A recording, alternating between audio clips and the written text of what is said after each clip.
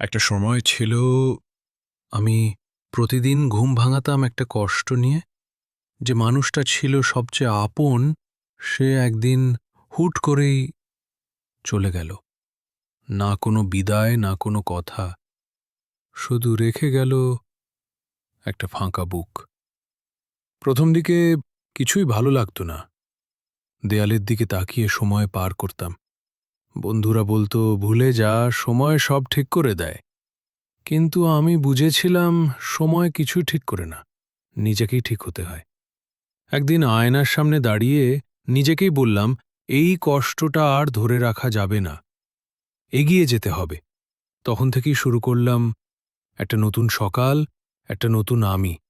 হ্যাঁ, কষ্টটা আজও আছে, কিন্তু আমি জানি যারা সামনে হাঁটে, কষ্ট তাদের পেছনে থাকে।